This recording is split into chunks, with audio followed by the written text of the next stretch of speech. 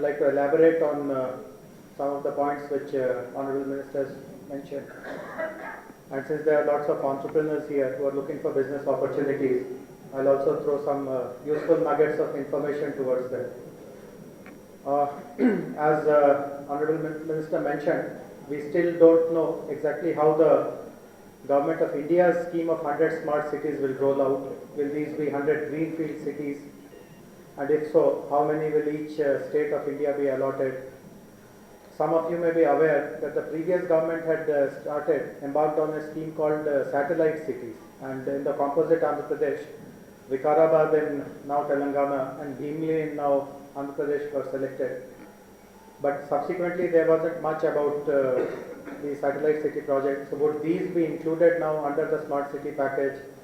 Will they also permit some brownfield development? Because lots of criticism has started to come that the new smart cities of India, they should not become elitist enclaves where only the technology savvy kind of people live. And as Sir pointed out, the smart city concept also needs to be inclusive, needs to take care of the interests of the working class, the poor, the vulnerable, and so on. So while Government of India kind of tries to figure out how they will like to roll out, in the state also there will be a number of initiatives taken, and one initiative on which we have some clarity today, I wanted to share that with you. I represent the Industries Department. I'm the Managing Director of the Industrial Infrastructure Corporation, and I'm also the Commissioner of Industries. For the last month or so, we are in the process of developing our new industrial policy, and some of you might have read through newspaper reports, etc., that ours is going to be a very progressive industrial policy. It will be very modern, very attractive. Now, one fact which we discovered while we were interacting and holding consultation meetings with prospective industrialists is that while people are okay to locate their units in and around Hyderabad, there is still some bit of wariness in moving into the hinterlands of Telangana because they don't have too much of urban facilities.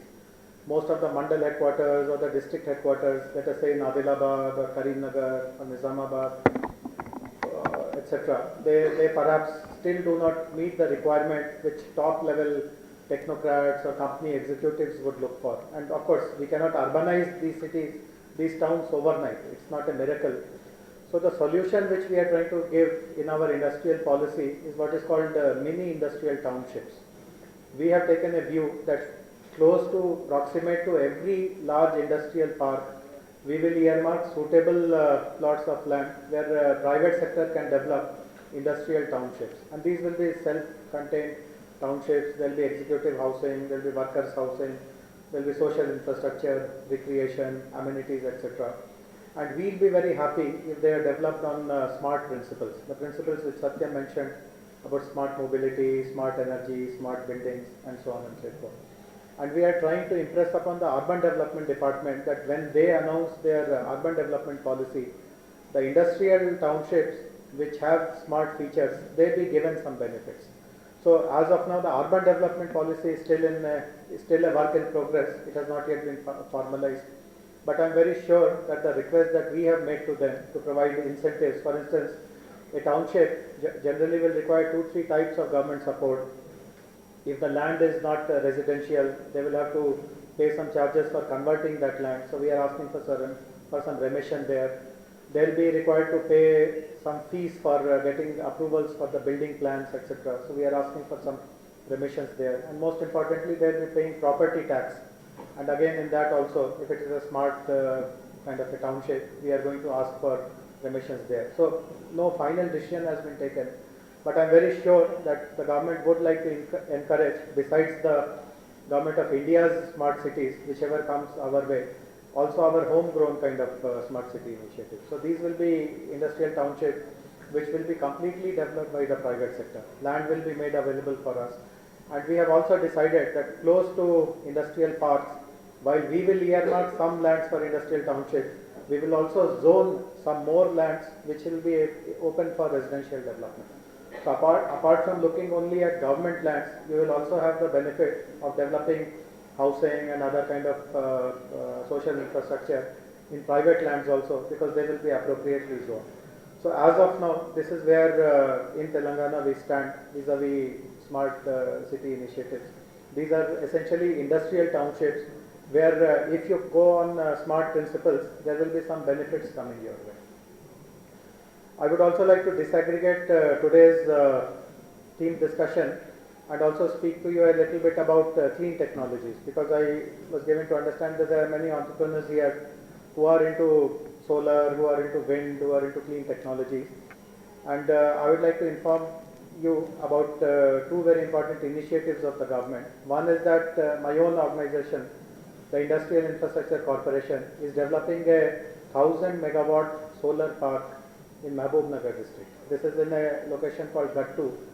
We have been able to procure 5,000 acres of government land here, and we have formed a joint venture with a national level organization which is called the Solar Energy Corporation of India, SECI.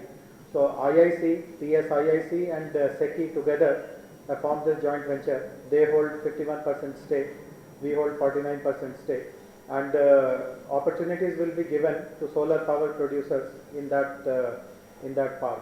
So the master planning for that park is in progress.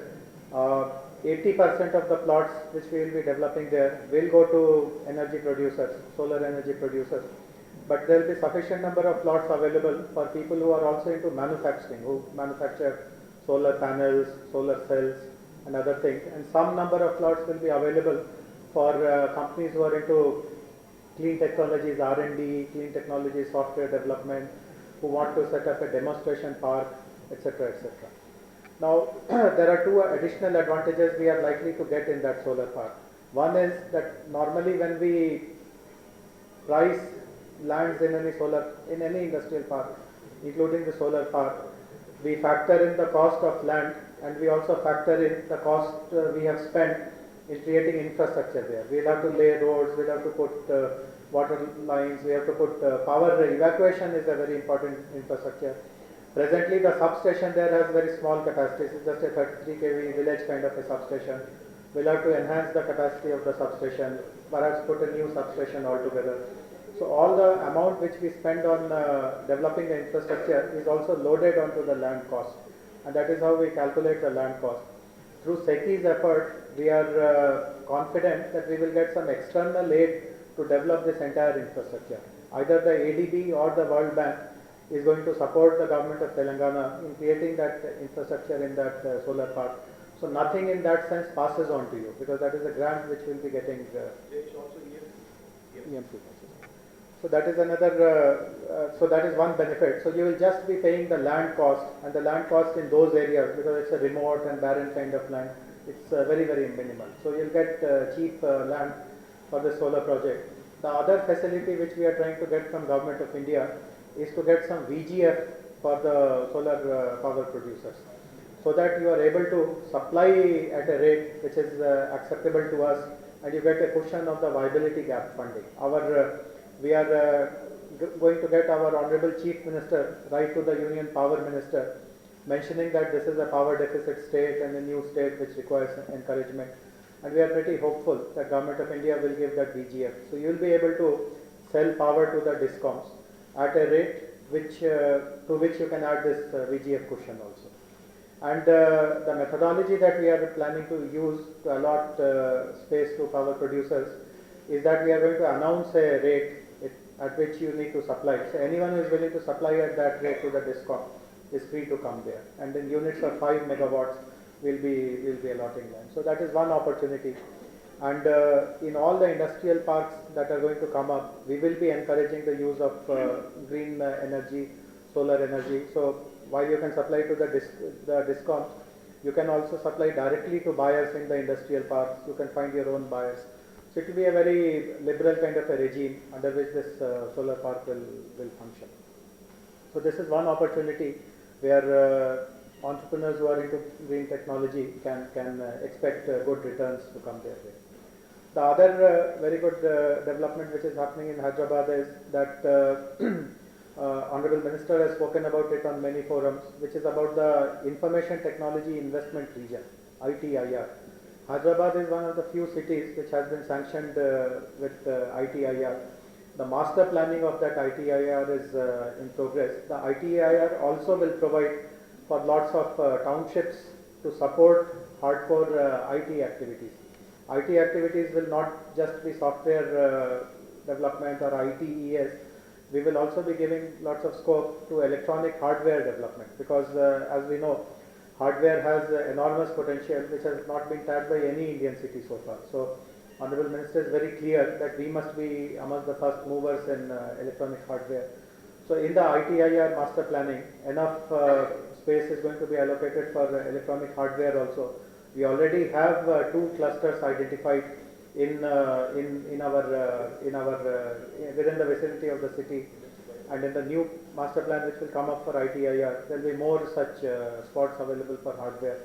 But the key point to understand is that close to each of these processing areas, where either hardware or software or BPOs are set up, there will be equally well developed area available for providing support services. So this could be housing, it could be shopping, it could be entertainment, it could be institutions, and so on and so forth. So lots of urban opportunities through industrial townships, through ITIR, through HMCs are available in the state, and so are equally attractive opportunities in clean technologies also. So I am very sure that the entrepreneur community which is represented here will find these opportunities to be of value, to be attractive, and we look forward to staying connected with you and look forward to your response. Thank you very much.